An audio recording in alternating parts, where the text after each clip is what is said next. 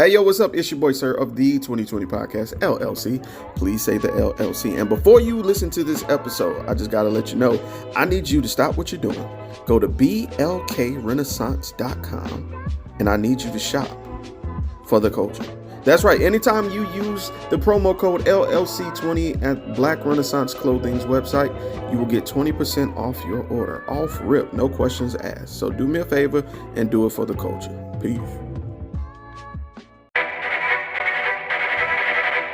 Self-destruct sequence has been activated. Repeat, the self-destruct sequence has been activated. This sequence may not be aborted. All employees proceed to the emergency car at the bottom platform.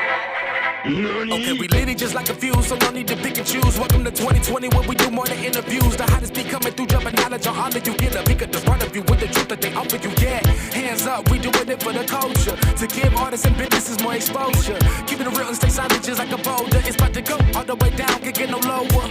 Chasing my dreams, know that they get no slower. But if I stay running, I promise they getting closer. Moreover, success my older. And if you're sleeping on me, I'm waking them up like Folgers. I told you, coming from the land with the tide roll. Well, we'll be on a whole different vibe though. We like to ride slow and keep our windows tinted so you really can see us like Stevie Wonder waking up with his eyes closed. Yeah, got the kind of flow that rock the boat. On my 16s of pounds of dough. And if you figure you can hang with me on the mic, then grab some rope. Matter of fact, better grab some hope while you at it. We keep it live, it's time to tune in. Turn up the sound on what you're using. It goes so hard, I think it's bruising. The show is 2020, no need to zoom in. Yeah. Hey, yo, what's up? It's your boy, sir, of the 2020 Podcast, LLC.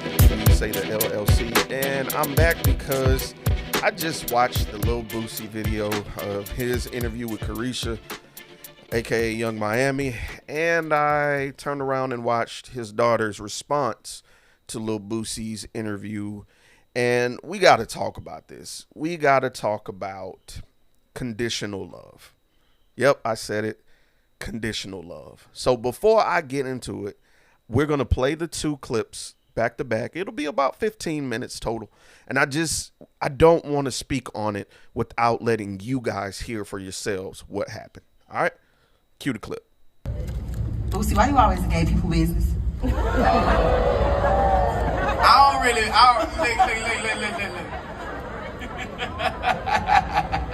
Why you always in gay people business? Can I answer? Yes.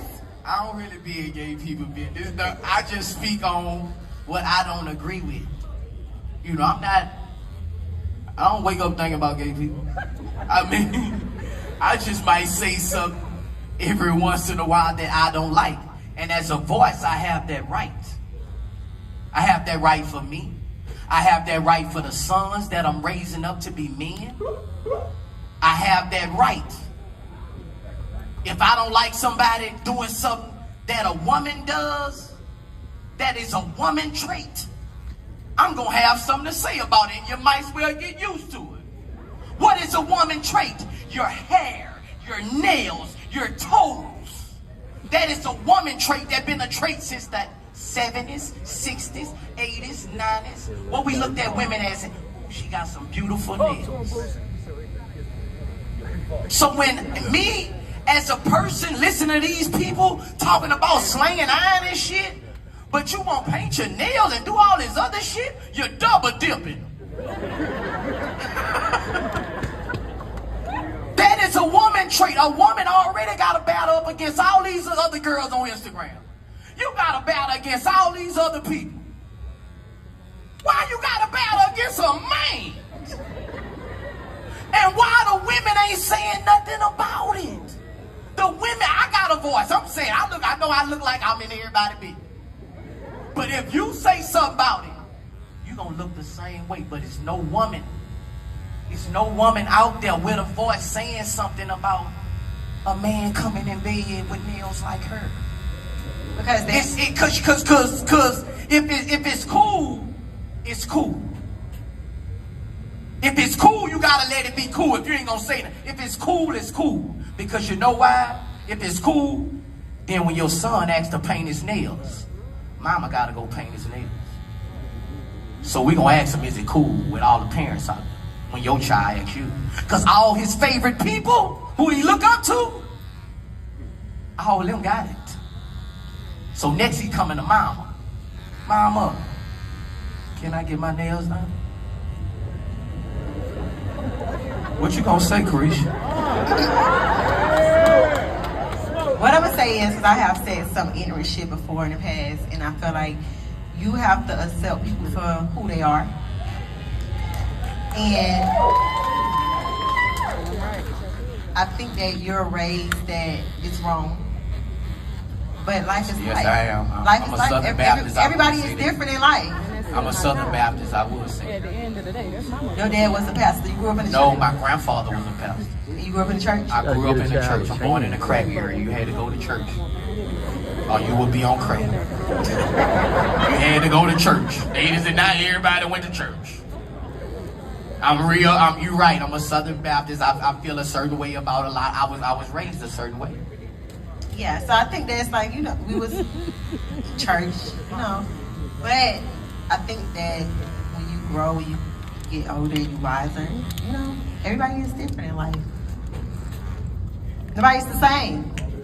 You gotta love people for who they are. I do. I mean, I love people. I have gay people in my family.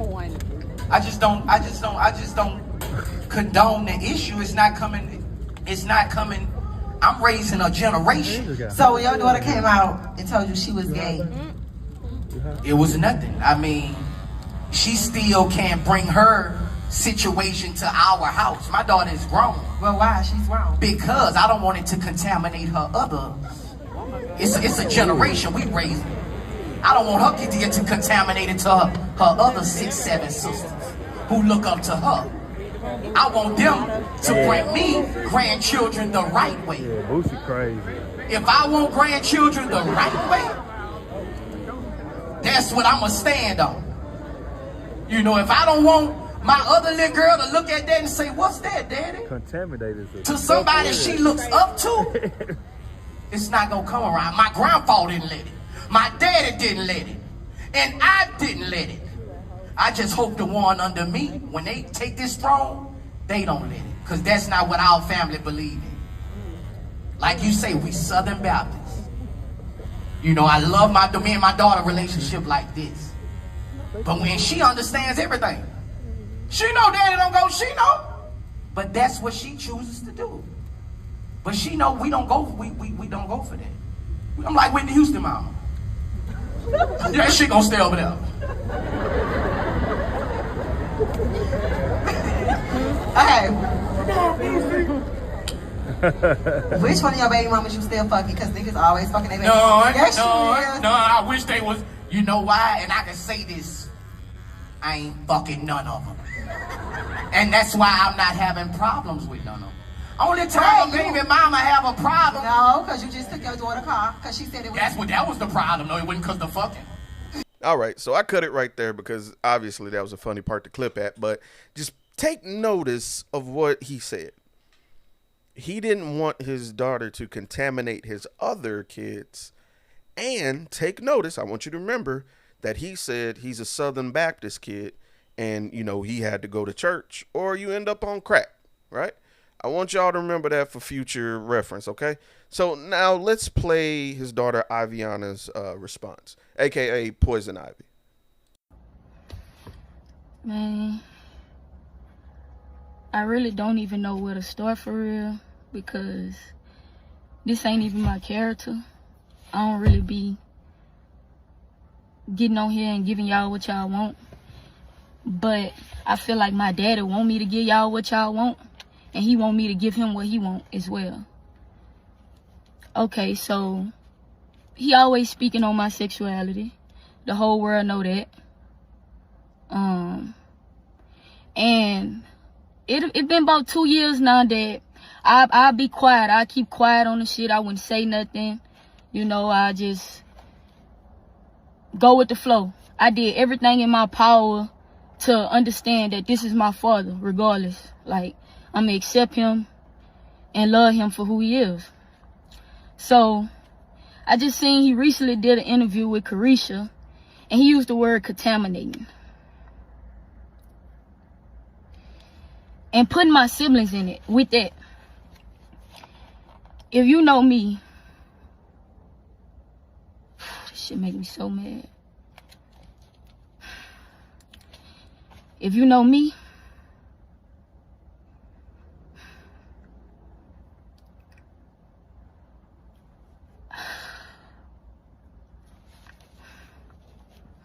I love and respect my siblings with everything in me.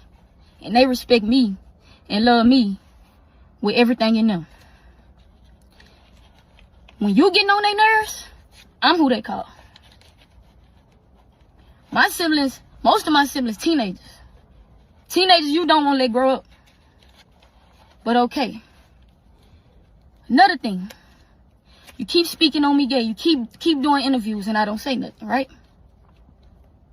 The first ever interview you did, you said you found out I was gay, that I like girls and I had a girlfriend from a picture that went viral. That was a lie. I let that slide. I never addressed it. You found out I was gay a year before that. The incident happened in Jamaica when I was a gay B-word, when you called me a gay B-word. So if the world really knew all the things and the hurtful things you told me before and I forgave you, you wouldn't even understand. And no matter how you feel, at the end of the day, nigga, I'm your blood. I am your daughter.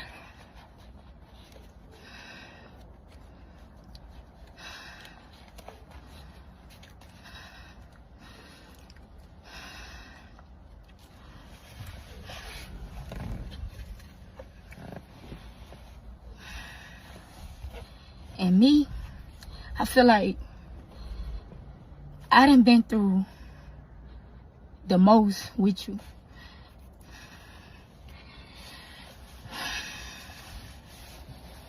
And every time I turn around, it's like you bash me. It's like you bash me. And it's like the whole world can go against you, but Ivy won't. Since I've been a little girl, I never would go against you.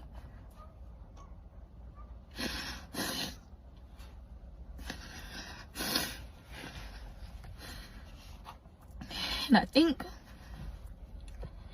I'm really fed up. And you get to talking about God. Like I don't know my God. He talking about God and how I grew up. I know my God from Nita. From my mama. My mama sent me scriptures every morning. My mama put me in the church home. I don't recall not one time I'm ever getting up with you and you taking me to the Lord's house. I don't never recall it. I didn't learn that from you. I learned to hustle from you. I learned to not let nobody play with me from you, even if it's you. You get what I'm saying? And it's crazy because I never downplayed you. I never said you was a bad father, because you not. You gonna make sure your kids straight. You always gonna do that. But emotionally, mentally, you suck. You suck, bruh. And I know you suck with that because you rather go to the internet and have a conversation with the internet about your kids before you come to us and have that conversation. He done did about 6-7 interviews about me being gay, right? He never not have one sit down with me, myself, just him and Aviana, and ask me why you became that way, fat. What triggered you? It never been that. Every question y'all asking him, and he giving y'all them answers. If I go ask him that, he wouldn't give me an answer. You know what I'm saying? He don't. The things that he do, bruh, I would have never thought he would do. And it's like, I came to the point to where yesterday, it just really did it to me. Because I'm like, bro,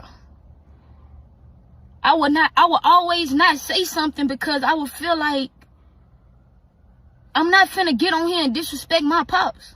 I'm not finna get on here and go against the grain and go against my daddy. Nobody finna make me do that. But it's like, you making me do that. They not even making me do that. You making me do that, nigga, because you steady speaking on me. You steady, like, I would respect if you just say, just one time, just say, my daughter know how I feel about that. Can we move on to the next question? I can never get that from you. If y'all go look at my interviews, y'all will see. Anytime they try to make it like my daddy don't fuck with me or he this and that, I say he love me regardless. This my pops. I ain't going against him. Y'all ain't gonna turn me against him. I always stood on it. And it's like, I feel like you just don't be caring. You just don't care about my feelings no more. You just don't care about my heart. Because you entitled to feel how you feel. You entitled to your own opinion. Everybody is. Everybody is. And then another thing, I take a lot of backlash from you. I take a lot of backlash from you, Pops. Like a lot of people be scared to work with me. A lot of people don't want to work with me. A lot of opportunities have been missed because you are my father. But that's something I can't change. You know what I'm saying? So I don't go around like, I don't fuck with that nigga anyway because he don't fuck with me. I don't do that just so I can get on. You know what I'm saying? And with this music shit, if you broadcast my music the way you broadcast me being gay, maybe I'll be further than what I am. But you so worried about me being gay, you can't even see my true talent. The world always talking about, I know your dad is so proud of you. He should be so proud of you and all that. Man, I don't remember the last time he told me that. I don't remember the last time I got that from him. And I'm always grateful. It don't matter what he gives me. It don't matter. And I barely even ask him for something. That's why I want my own so bad. That's why I'm hosting the debut. That's why I'm trying to do little features. That's why I'm doing little interviews, because I want my own. I want my own, and he know that. He know that, bro. Like, that don't make no sense. I pay for most of my videos. I pay for most of this. You're not doing nothing. You're not supporting me like you should. And I don't hold that against you.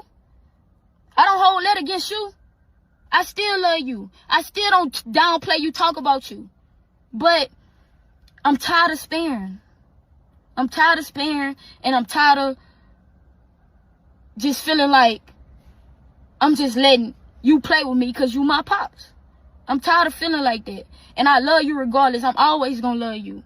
But it's no way I'm finna keep letting you speak on me and I'm not going to speak on you. There's no way I can't do that.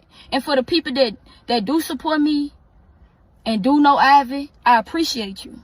With everything in my heart, I appreciate y'all for allowing me to just be myself, express myself through this music, through YouTube channels, anything I want to do. I appreciate y'all. You know what I'm saying? And it's fucked up because the haters, like, that's something I can be used to. Like, they don't know me. They can comment on my life and do what they want. That's something that I can't let get me upset. You though, like, you know me. You my daddy.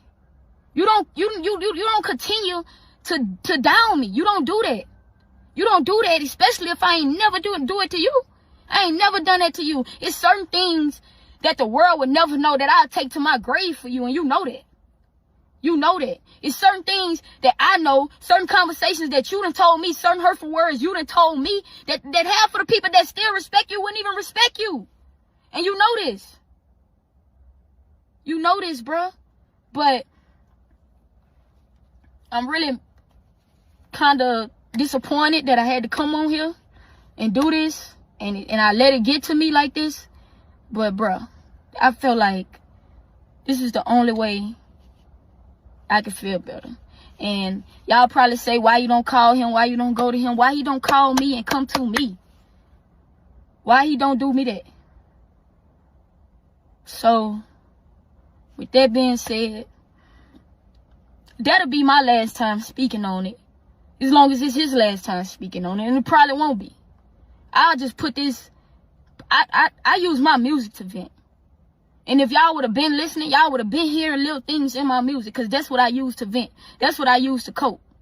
So in October, I drop a new project. Y'all subscribe to my YouTube channel. Subscribe to me and Jordan YouTube channel. Ivy and Jordan. And I pray that everybody just keep being them. Be you. Because you. And at the end of the day, everybody is human. You human, I'm human, and he human too, if he don't know it. So, yeah. Damn, I'm back on the contaminating, because why would you even say that? Like, you make it sound like I'm, like, ill or something. Like, nigga, what? Like, contaminating. If anything, you're contaminating. How about that? You got a whole song about two girls kissing in the backseat. You've been performing this since I was about 3-4 years old. So what you talking about? You still performing on the stage now. If that ain't contaminating, then what is? Ooh, that's a lot. That's a lot, bro. I had to sit back and listen to this twice. The first one because I was really feeling for the child. You know what I'm saying? And I don't want to call her a child, the young lady, because she obviously has been feeling this for forever. You know, it's one thing to see this, you know, happen and transpire on the internet, but she's living it. And I hate this because, honestly, I'll be completely transparent with you. Because of the way I was brought up, I was homophobic until I went to college. I was very homophobic, and I felt like it was, how do I say, justified by being a church kid, you know, by going to church all the time. I thought, I could speak on this. I could hate this person because they're gay, because the Bible tells me I'm like that.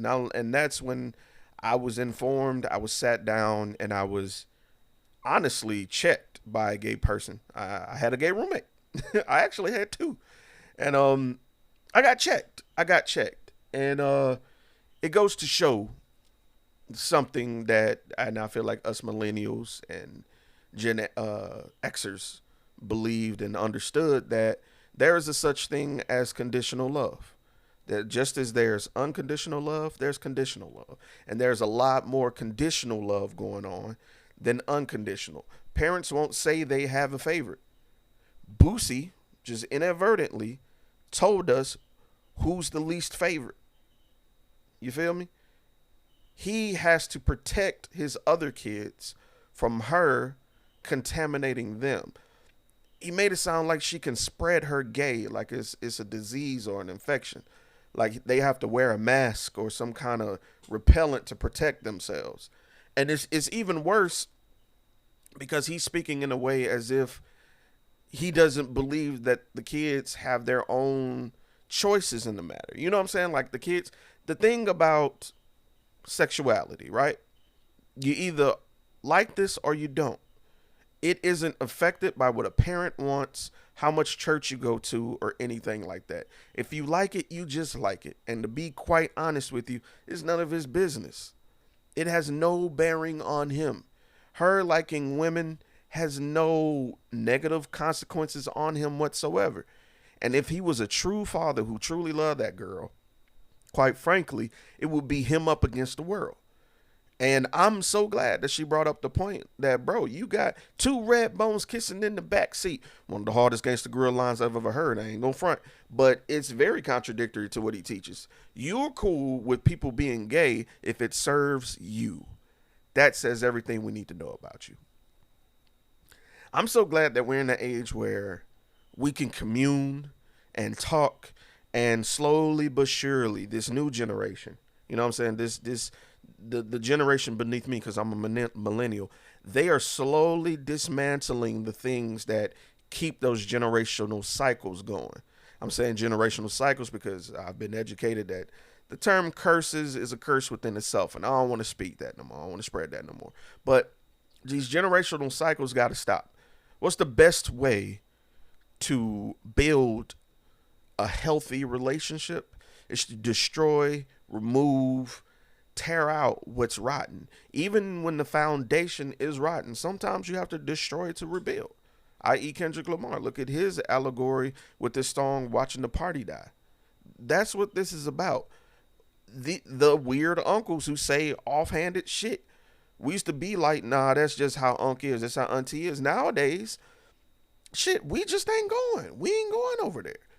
The cookouts ain't cookouting no more. The sets ain't setting. I'm sorry, set is an old term. The kickbacks ain't occurring no more. You know? Big Mama say some fucked up shit. People stop fucking with Big Mama. That's just what it is. And I think this new generation is going to be able to dismantle that fight that so many of us millennials have been dealing with. What's crazy is in these different family structures, right? We've always had the grandparents who were like, you know what I'm saying, the Avengers of the family. You know, typically they were able to override parents, you know. But as in my generation, it wasn't the grandparents who did mostly. It was the cool aunts and uncles. And you want to know what's crazy? Majority of the cool aunts and uncles were either black sheeps because they were former drug addicts or lived out in the world, were secular people, or they were homosexual or bisexual. Being completely real with you. Those are the ones who are the most understanding. And what's crazy is that Boosie can't see it. He doesn't see the hypocrisy in his ways. If you listen to what she was saying, when she was going to church, it wasn't because Boosie was taking her. It was because her mom was taking her. You know what I'm saying? Did you guys catch that? There is a lot right there that you're performative. And that's the thing with these entertainers. I just saw T.I. and Lil Boosie admonishing, I don't know if it was T.I.'s son or somebody's rap video, telling them, hey, why y'all got all these guns? Why can't y'all, you know what I'm saying, just do love songs? Why can't y'all do that? Why y'all got so much energy and constructive criticism for the males, but so much condemnation for the females? It's alarming. I challenge my brothers who are listening to this, because I know my algorithm is a little different nowadays, but I just challenge you to call that shit out. You know, if you see your brother, your friend, somebody you know doing that, I know it may seem like you're overstepping a boundary because that's not your kid, but advocate for that child if you love that child. Sometimes parents oversee things, like not oversee, sometimes they overlook things. Sometimes they need somebody to make them look at a different perspective, because when you're in the role of a provider as the leader of the household, sometimes you forget that you can get shit wrong, that you are not above admonishment. My grandma used to say, who I called Muddill because we weren't allowed to call her grandma, you ain't too big to get your ass whooped. And she didn't mean that physically. She meant you were never too old or too grown to get correction. And that's what I really hope those of you who are listening to this understand. I hope that this lady doesn't harm herself. She doesn't go down a cycle of like self-destruction. I honest to God hope that she builds her own. You know, if the house you're in does not support you, if it does not love you unconditionally, do not be afraid to build your own. That's what the millennials are learning. Like my generation is learning, damn, there's nobody left to throw the kickbacks to bring people together. We are the aunties and uncles that have to step in and bring them together. So if something poisonous is happening over there, if you truly love that person, step out on their behalf, speak on their behalf. And if the person is not receiving that message, understand it, respect it, move on, adjust accordingly. No one is beyond repair. No one is perfect. Be patient. But at the same time, it's not the child's responsibility to wait for their parent to love them. So if you guys see these kids stray away from family, they're not being disrespectful. They're preserving self. Can you imagine being told that you are a blight on the family and you have to be separated from your family, and the only thing you're doing, the only thing that's separating you from your siblings is your sexuality? That's crazy. It's nuts. It goes to show you how homophobic things still are. And there's so many people offended and ignorant. You can disagree and still love unconditionally. 1,000%. And I think some of you haven't understood that. She speaks about her God. And I see no incorrect iteration in her take on God. Her relationship with God is personal. It has nothing to do with your beliefs and your thoughts. Anyway, I know I'm going to get chewed up by Christians and homophobes all alike. I'm perfectly fine with that. I'm not gay. I don't have any problems being accused of being gay. The way I see it, the only time people start challenging your sexuality when you're having a debate or a conversation with them that they don't agree with, it means they have run out of spades. If you play spades, you know what I mean. They're out of cards. It's 2024, bro. We're too old for this. We're too old for this. To Ivy, I wish you the best, girl. I wish you the best. I understand you feel like your father may not support you, but I'm sure you got people behind you rooting for you. I know the internet is not as great as it should be. It's not the force that we always want it to be. But in instances like this, I encourage her to look at those who are rooting for her. Because I damn sure went to Spotify and hit follow, because that's crazy. It makes no sense. But I got to wrap this up. Y'all enjoy your weekend. Be safe. Be free. Be loving. And honestly, just take a minute and just reflect. You can believe what you believe, but you ain't got to be hateful.